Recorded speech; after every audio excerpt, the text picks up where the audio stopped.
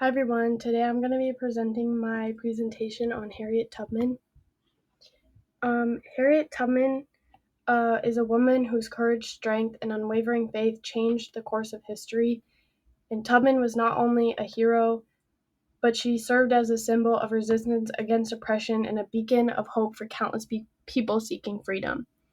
And she was born Arminta Ross in 1820 in Dorchester County, Maryland. She was the daughter of Harriet Green and Benjamin Ross, and they worked for two separate families. So her mother worked as a cook, and her father was legally freed in 1840. However, she believed that her mother had been kept in slavery illegally and should have been emancipated in 1834 when she turned 45, due to the will of her master stating to serve her and her offspring until the servant had reached 45. So she came to this conclusion because she paid a lawyer $5 to look up her mother's first master's will, and the lawyer did find the will and found that her mother was only supposed to serve her and then her offspring until she was 45. Um, her early life was defined by physical labor, and by the time she was a teenager, she had already experienced more than what most people could endure in a lifetime. And around the age of 13, she suffered a traumatic head injury when an overseer threw an object at another slave, striking her in the head. And this injury is what led to what is now believed as temporal lobe epilepsy, and Tubman's experienced vivid dreams, sleep attacks, and visions that continued throughout her life. She married John Tubman in 1844 and changed her name to Harriet Tubman. And then for this quote on this slide, I think serves as a powerful testament to Tubman's mindset and her incredible resilience.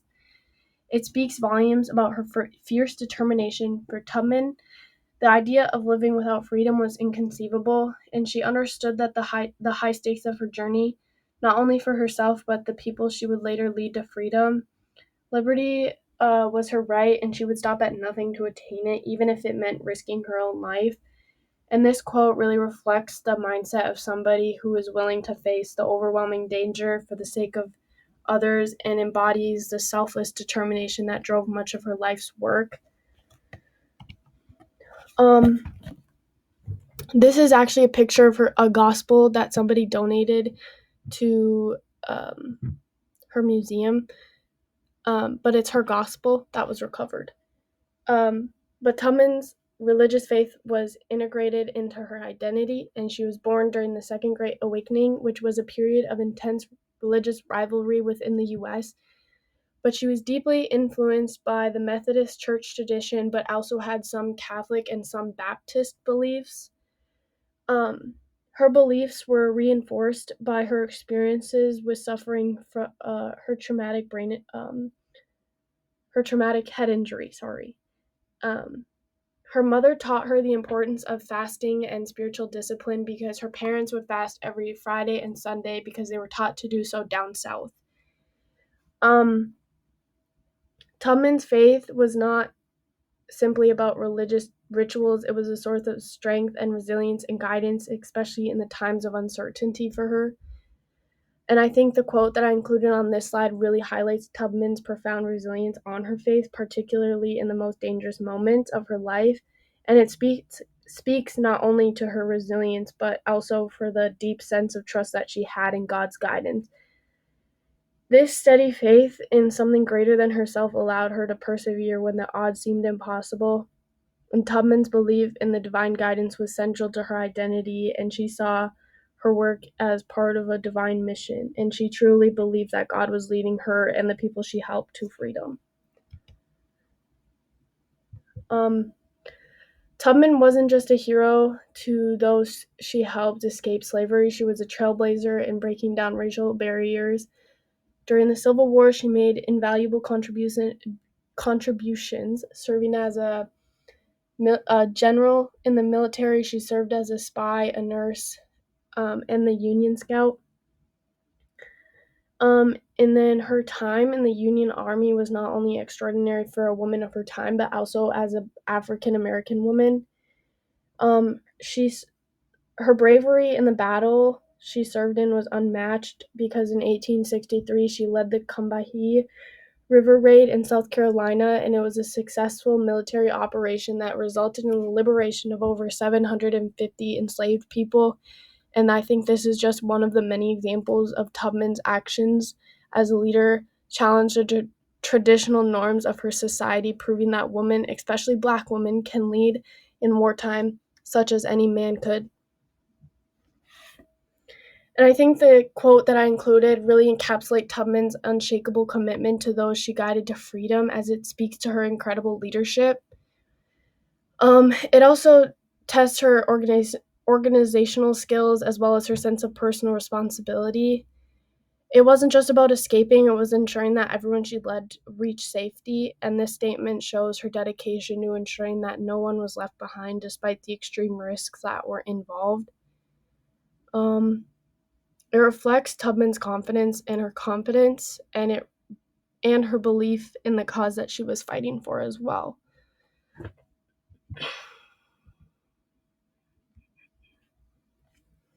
The Underground Railroad is a vast network of secret routes and safe houses that were designed to help enslaved people escape and to freedom. Harriet Tubman was one of the most famous conductors to work with the Underground Railroad. Um, what made Tubman's efforts so remarkable was not only her bravery, but the strategic methods that she used. She navigated using stars, rivers, and familiar landmarks. She used songs and coded language to communicate with those who helped her lead people to freedom. And then Tubman was part of a slave system in Maryland where her geographical proximity to the free states of Pennsylvania and New Jersey allowed her more opportunity to flee successfully than other states in the Deep South. Um,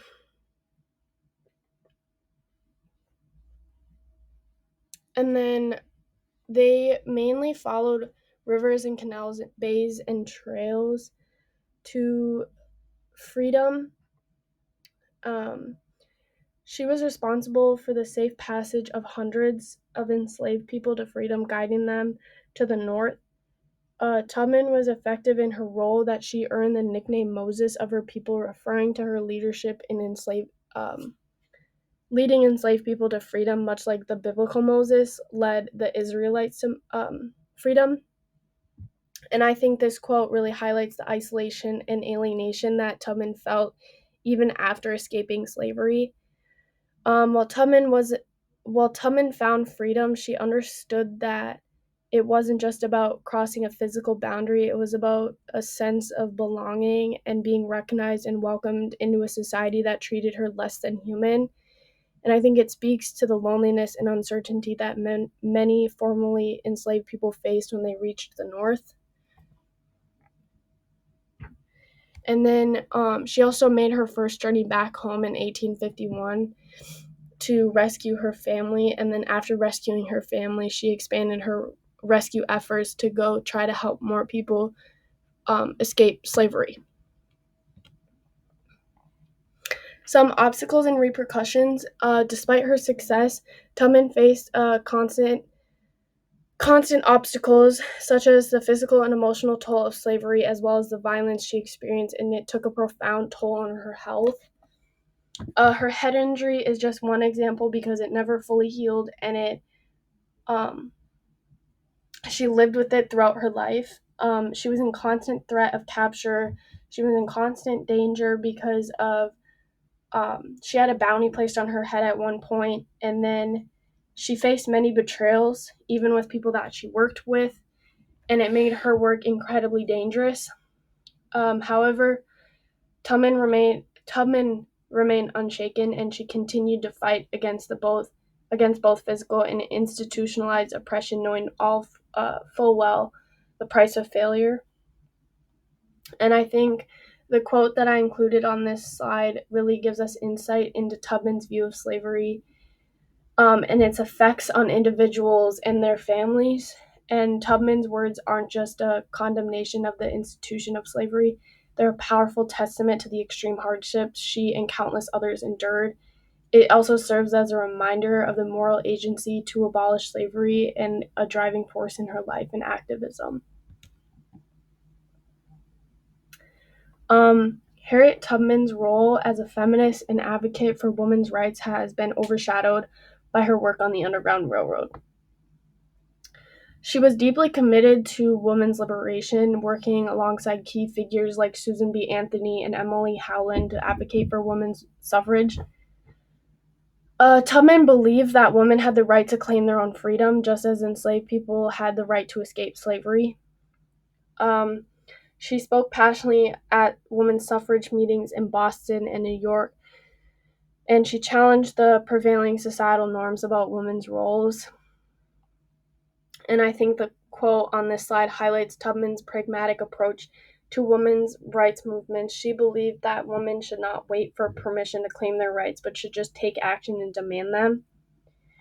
And I think her words really challenge the idea of waiting for societal change to happen naturally and emphasize the importance of just taking direct action. Um, Tubman's legacy is felt across generations. She serves as a symbol of courage, perseverance, and what the power of faith can really do. Um, Her leadership is not only in the Underground Railroad, but in the Civil War, served a powerful example for women and activists everywhere. Her life's work shattered expectations about what a woman, especially a Black woman, can accomplish. And she led men and women to freedom, showing that women have always been capable of taking bold leadership roles in times of crisis. And Tubman's story continues to inspire activists who fight for racial justice, gender equality, and freedom. And I think the quote that I included on this slide really speaks to the deep frustration and sense of urgency that Tubman felt as she tried to help enslaved people escape, because she recognized that for many, the mental and emotional toll of slavery was just as binding as the physical chains. And I think it also serves as a reminder that liberation isn't just about freedom from physical constraints, it's also about freeing one's mind from the psychological and emotional damage of oppression.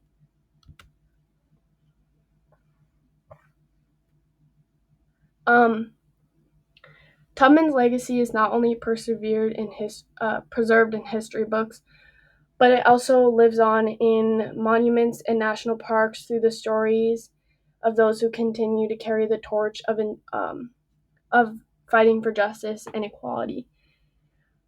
She recently had a film about her life. It's called Harriet, and it came out in 2019. And she also has a national park, and this statue right here is also in her national park, which is just one of the many public monuments that Tubman's memory is celebrated in. It's also celebrated in many different forms as well. And her courage continues to inspire people across the world who are fighting for equality and justice, and her legacy serves as a reminder of the powerful resistance against oppression. And I think this final quote encapsulates Tubman's vision of her work, and it's about preparing a better future for those who came after her, and it really reflects the faith in the possibility of a better world and her deep commitment to the people that she fought for. And then this statue's in her national park, which is called Harriet Tubman's Historical National Park. And then in closing, Harriet Tubman's life was defined by one unwavering principle, and I believe that was the belief that freedom and justice were worth any sacrifice. Whether it's a conductor on the Underground Railroad or a leader in the Civil War or an advocate for women's rights, Tubman's courage and leadership and faith made her one of the most influential figures in American history. And her life teaches us that even in the face of unimaginable odds, one person can make a profound difference. And Tubman's legacy reminds us all to remain steadfast in our pursuit for justice, inequality, and freedom for all. And then these are my works cited, and then those are my sources for my images. Thank you for listening.